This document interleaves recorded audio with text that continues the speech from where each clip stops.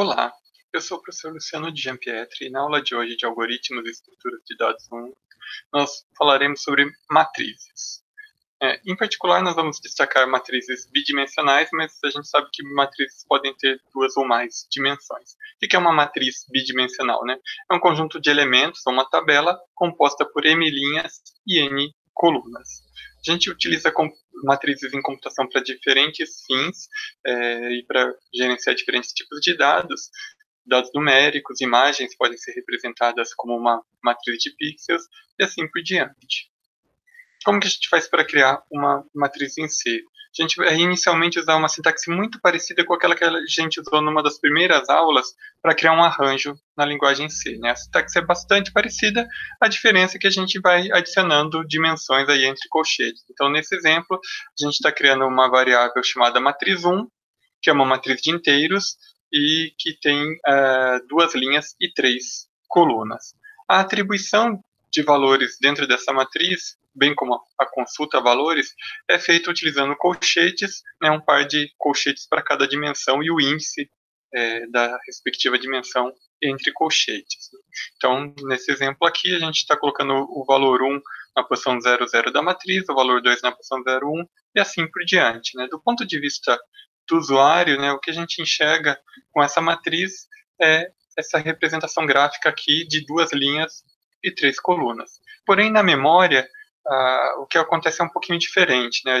A nossa matriz 1 aí, ela vai estar iniciando aí no endereço de memória, no nosso exemplo, o endereço 2010, e ela vai ser um conjunto contínuo de elementos. Né? Ela não tem essa divisão de linhas e colunas em termos de memória. Ela é um conjunto de seis posições de memória correspondentes a seis posições do tamanho de um inteiro, né, já que ela é uma matriz de seis inteiros, mas o compilador ele sabe, né, quando a gente fala posição 1, 0, para colocar o 4 na posição 1, 0, ele sabe que a posição 1, 0 da matriz corresponde a essa posição aqui da memória, e com isso ele coloca, obviamente, o valor na posição certa. Né? Mas a representação em memória de uma matriz acaba sendo como um espaço contínuo aí de memória alocada para a respectiva matriz.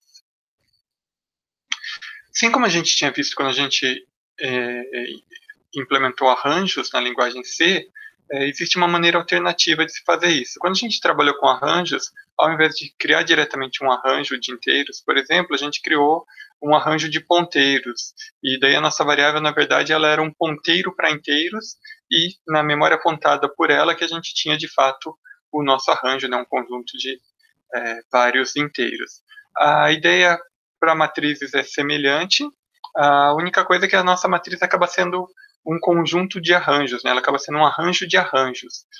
Por causa disso, o tipo de dado da nossa variável m, que vai ser a variável que vai estar representando a matriz, já que ela não vai apontar simplesmente para um conjunto de inteiros, e sim para arranjos, ou seja, ponteiros para inteiros, né? Endereços de memórias que vão apontar de fato para um conjunto de inteiros, então o tipo de dado dela vai ser ponteiro para ponteiro de inteiro, por isso esse duplo asterisco aqui na frente da variável, né, para indicação de tipo, né, o tipo ponteiro para ponteiro de inteiro.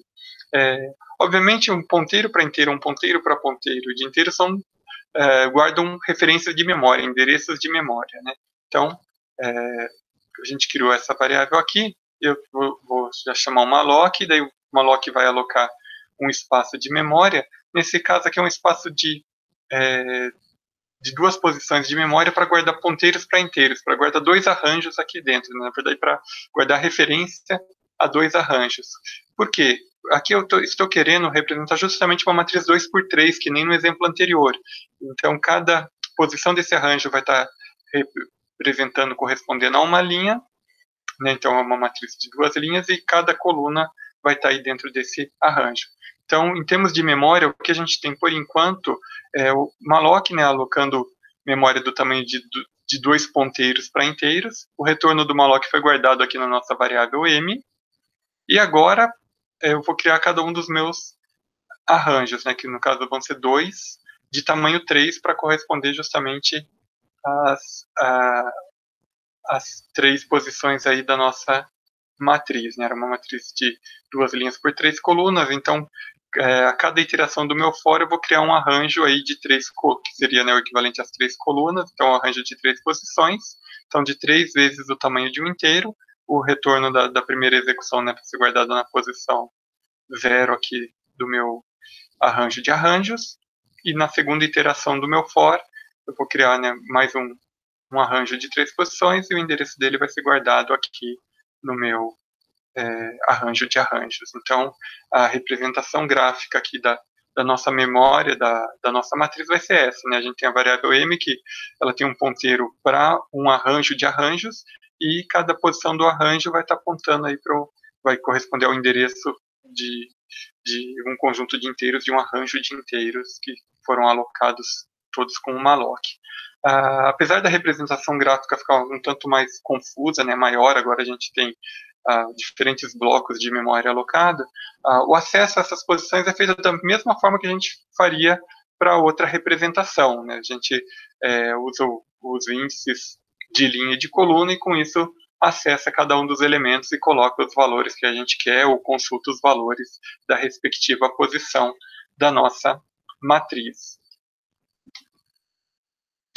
Além disso, né, essas são as matrizes convencionais que a gente trata, vendo, obviamente, na disciplina como fazer isso na linguagem C, mas a gente sabe que existem algumas matrizes com características especiais.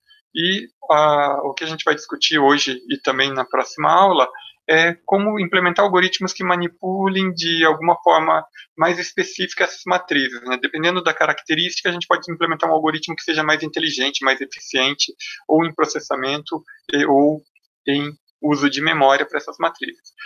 Que características eu estou falando? Aqui eu vou listar algumas, não necessariamente a gente consegue fazer algoritmos que tenham benefícios ao usá-las. Mas, por exemplo, existem matrizes que são quadradas, né? A gente comentou que uma matriz tem m' e n colunas, às vezes o m é igual ao n, então a matriz vai ser quadrada. Existem matrizes que são simétricas, né? Isso os valores que estão acima da diagonal principal são simétricos, né? Estão espelhados aí nos valores abaixo. Então, eventualmente, a gente não precisaria armazenar os valores repetidos, podia tentar usar alguma estrutura mais compacta para isso. Existem matrizes que são esparsas, isso quer dizer que poucos valores da matriz são diferentes, não são nulos, né? A grande maioria dos elementos da matriz são nulos, poucos não são, então a gente poderia só armazenar, só gastar memória para de fato armazenar elementos válidos. A gente vai discutir isso na próxima aula. E existe uma grande variedade aí de possibilidades e de características especiais de matrizes. De fato, no resto da aula de hoje, a gente vai discutir um outro tipo de matriz, que são as matrizes chamadas de matrizes triangulares inferiores.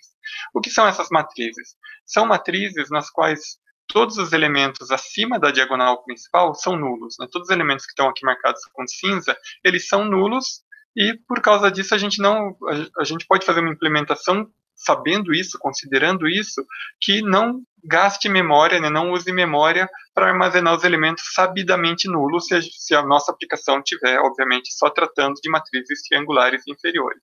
Então, a ideia da aula de hoje, do restante da aula de hoje, é como gerenciar essa estrutura, né? Lembrando que do ponto de vista do usuário vai ser uma matriz normal, mas a gente não vai gastar memória para gerenciar os elementos que a gente sabe que são nulos, né? Os elementos que estão aqui acima da diagonal principal. Então, a gente tem, do ponto de vista do usuário, existe essa matriz, nesse exemplo gráfico aqui, 5 por 5, e inclusive para a representação que a gente vai fazer aqui, a gente vai usar as coordenadas que as pessoas costumam usar aí fora da computação, né, que é a matriz começando da posição 1, 1, até a NN, no caso aqui 5, 5, e não do 0, 0 até o N-1, N-1. A gente vai usar também essa representação especificamente para essa estrutura que a gente vai estar vendo agora.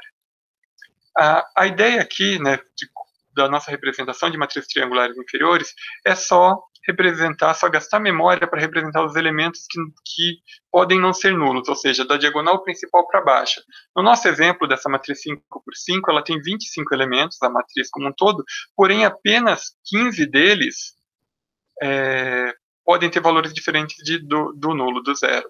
Então, há 10 elementos que a gente não vai gastar memória com eles. E o que a gente vai fazer vai ser, de fato, ao invés de ter uma matriz N por N, a gente vai ter um arranjo e o segredo para manipular essa estrutura é mapear das coordenadas do ponto de vista do usuário, né, que é da 1 até 5, 5 nesse exemplo gráfico, para as coordenadas do nosso arranjo que vão variar de 0 até 14. Né, é um arranjo dentro aí que a gente vai programar dentro da linguagem C. Então, o segredo aqui vai ser justamente fazer esse mapeamento, né?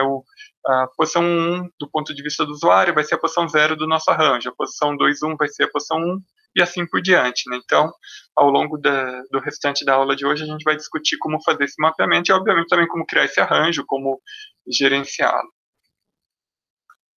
Então, como eu comentei, a gente vai, do ponto de vista do usuário, existe uma matriz, mas o que a gente vai ter, de fato, é um arranjo, no qual a gente vai armazenar os valores da matriz, né, os valores que estão da diagonal principal para baixo, e, na nossa estrutura, na estrutura que nós vamos implementar aqui, além do arranjo propriamente dito, que, na verdade, a gente vai ter um ponteiro para um conjunto de inteiros, né, a gente vai alocar de maneira dinâmica a memória para esse arranjo, a gente também vai guardar a ordem da matriz, né, já que é uma matriz triangular inferior, os elementos acima da diagonal principal são nulos, e para ela ter essa diagonal principal e ter essa característica, ela precisa ser quadrada, por isso que a gente não vai estar guardando o número de linhas de colunas, e sim uma única variável chamada ordem, porque o número de linhas é igual ao número de colunas. Em termos de modelagem, como eu comentei, né, a estrutura em si, que eu vou chamar de MTI, né, de matriz triangular inferior, ela vai ter esse campo inteiro ordem, né, que é o número de linhas e de colunas da matriz, e um ponteiro para inteiro A, né, que vai estar apontando aí para o nosso arranjo, para a memória alocada aí para representar os elementos. Então, em termos da estrutura propriamente dita, né, ela tem esses dois campos, um do tipo inteiro e um do tipo ponteiro para inteiro.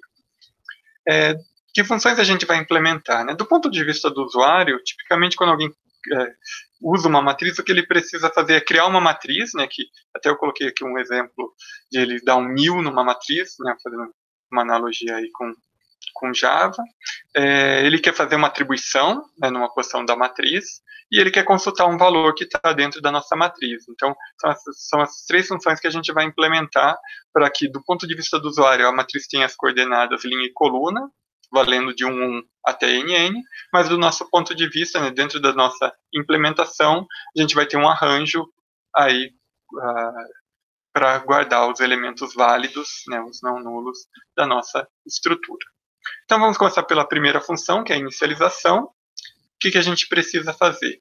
O usuário vai passar para a gente a ordem da matriz, né, o número de linhas de colunas, a gente vai salvar esse valor, e a gente vai alocar memória para o arranjo, para guardar os elementos que estão ali da diagonal principal para baixo da matriz. Então, se é uma matriz 5 por 5, como a gente viu no exemplo gráfico anterior, a matriz em si, 5 por 5, tem 25 posições, mas a gente só precisaria de um arranjo de 15 posições. Então, a gente vai alocar o arranjo do tamanho certo, com a quantidade de memória que a gente precisa.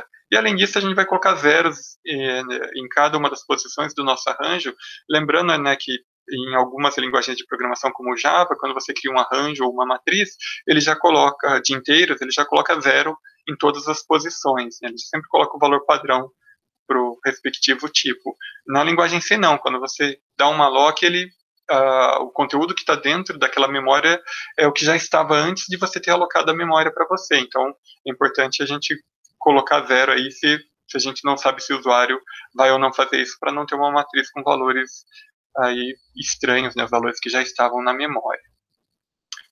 Mas qual que é o tamanho do arranjo? Né? No nosso exemplo de 25, o tamanho era 15, mas como que eu descubro esse tamanho? A gente consegue descobrir esse tamanho observando como que funciona uma matriz triangular inferior. Né? Na primeira linha, a gente vai ter um elemento válido, na segunda, 2, na terceira, 3, e assim por diante. Então, o total de elementos que a gente vai ter vai ser a soma, né, de 1 mais 2 mais 3 mais 4 mais 5, e se ela tiver ordem igual a n, vai ser uma soma até n. Né? Então, nesse exemplo, é 1 mais 2 mais 3 mais 5 mais 4 mais 5, que são 15 elementos, conforme a gente já viu. Porém, se a gente tiver n elementos, né, uma matriz de ordem n, vai ser uma soma de 1 até n, né? 1, 2, 3, 4, 5, assim por diante, mais n menos 1 mais n. E isso daqui, né, essa soma, corresponde a uma soma de uma progressão aritmética, né? E a fórmula para a soma de uma progressão aritmética é o valor do primeiro número mais o valor do último vezes a quantidade de números, a quantidade de elementos, dividido por 2. Então, para uma matriz de ordem n, vai ser o primeiro elemento aqui vale 1, o último vale n, o total, né, a quantidade de números que está sendo somada vai ser n, então, né, 1 mais n vezes n sobre 2, que é a mesma coisa, né, fazendo aqui a distributiva de n mais n vezes n sobre 2. Então, é esse valor que a gente precisa, né? De fato, para esse nosso exemplo, seria 1 mais 5, que é 6. Né, a nossa matriz tem ordem 5, são 5 termos, então 6 vezes 5, 30, dividido por 2, 15, que é o tamanho, de fato, do nosso arranjo, conforme a gente já viu.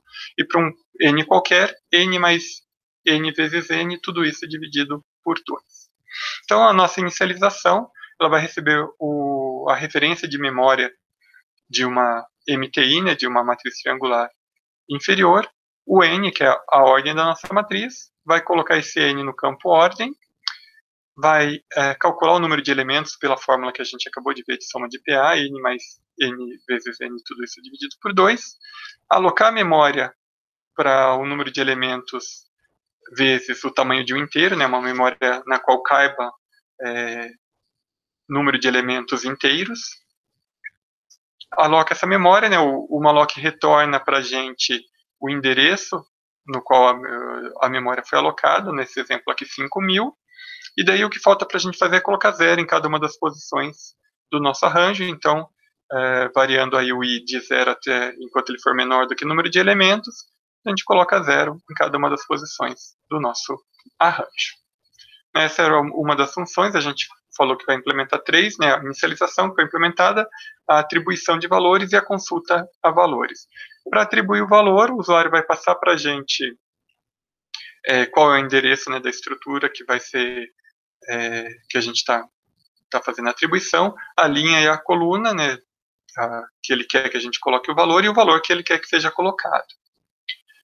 A gente vai ter que verificar se é válido, né, se esse conjunto de posições, né, se a linha e a coluna são válidos, se não forem, a gente vai retornar falso, e caso contrário, a gente vai ter que descobrir, né, fazer um mapeamento entre a linha e a coluna do ponto de vista do usuário e a posição na matriz. Como que a gente faz esse mapeamento, né? Como que a gente verifica que, por exemplo, a posição 3, 2 aqui da matriz corresponde à posição 4 do nosso arranjo? A gente vai fazer uma formulinha, né, para isso, vai implementar uma função auxiliar para resolver isso dentro do nosso código, e a partir da linha e a coluna, que aqui a gente vai chamar de linha e col, como que a gente faz essa conta? A gente vai dividir a conta em etapas para ficar mais fácil de entender. Então, dada uma posição qualquer, por exemplo, a 4, 2, a gente sabe aqui que vai ter que chegar na posição 7 do nosso arranjo. Mas como que a gente chega? Primeiro, se o usuário pediu para a gente inserir um elemento na linha 4, a gente consegue saber de maneira fácil quantos elementos tem nas linhas anteriores, né, na linha 1, 2 e 3. Como que a gente sabe isso? A gente já viu que na linha 1 tem um elemento, na 2 tem 2, na 3 tem 3, então a gente vai ter uma soma de PA aqui, só que ao invés de ser até da matriz inteira, é simplesmente das linhas anteriores à linha que vai ser inserida. Então, se eu quero inserir alguém na linha 4, eu tenho que fazer a soma da PA da linha 1 até a linha 3, né, de 1 até 3, os valores 1, 2 e 3. Então, se o usuário pedir para a gente para inserir na linha lim, né, lim vai ser o parâmetro passado pelo usuário, a soma da PA de 1 até lim é dado por 1, pelo valor do primeiro elemento, que é 1, mais o valor do último elemento, que é lim menos 1, vezes o número de elementos, que nesse caso de 1 até lim menos 1, a gente tem lim menos 1 elementos, tudo isso dividido por 2. Então, fazendo essa continha, né, 1 mais lim menos 1 dá lim, vezes lim menos 1 sobre 2, fazendo a distributiva, a gente tem lim vezes lim menos lim sobre 2. Então, a nossa função auxiliar, que dada uma linha e uma coluna retorna a posição do arranjo do respectivo elemento da matriz, ela começa justamente calculando quantos elementos existem nas linhas anteriores ao nosso elemento, que é o que a gente marcou em vermelho aqui. Além disso, se meu elemento vai estar na segunda coluna, isso quer dizer que na linha que ele está, ele é o segundo elemento, então tem mais dois elementos. Então eu preciso somar col, né, o valor da coluna, na minha conta. Né, isso aqui, de fato, já dá o número total de elementos que existem, contando com o atual. Né, por exemplo, se eu vou inserir alguém na posição 4,2, ele é, de fato, o oitavo elemento da minha matriz. E, de fato, essa conta aqui, para a posição 4,2, né, vai dar 4 vezes 4, que é 16, menos 4, 10, dividido por 2, que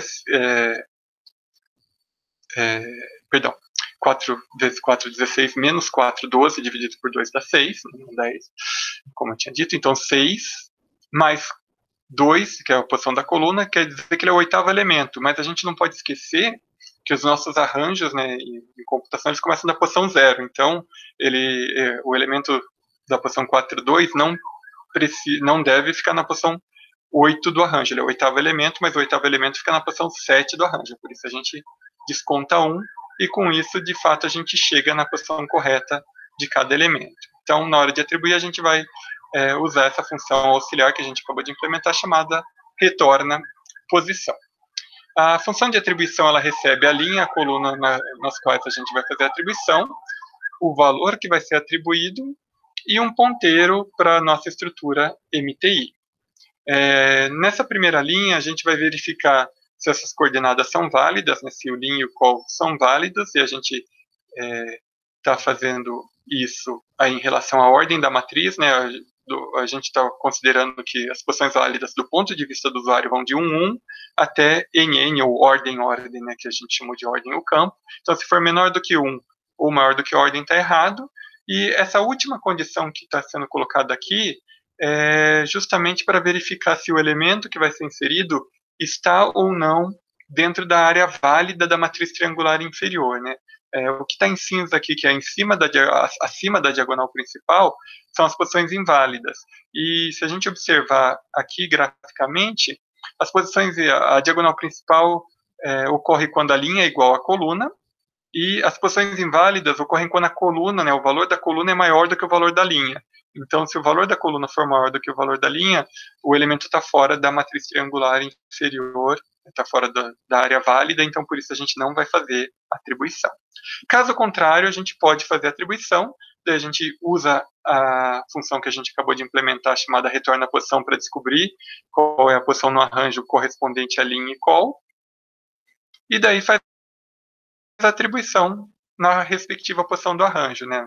Então a gente tem a nossa matriz triangular inferior, que aqui está sendo chamada de MAT seta A, né? A gente tem o endereço da estrutura, seta A para acessar o arranjo, o índice do arranjo vai ser o conteúdo aqui da nossa variável posição, e lá dentro a gente coloca o valor que o usuário pediu e retorna true, porque foi possível fazer a atribuição.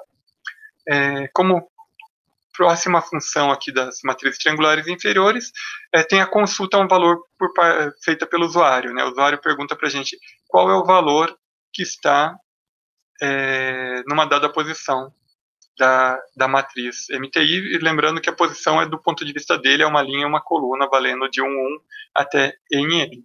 Então o usuário passa para a gente o endereço da matriz, o endereço de memória da MTI, a linha e a coluna, e a função deve retornar o valor da respectiva posição.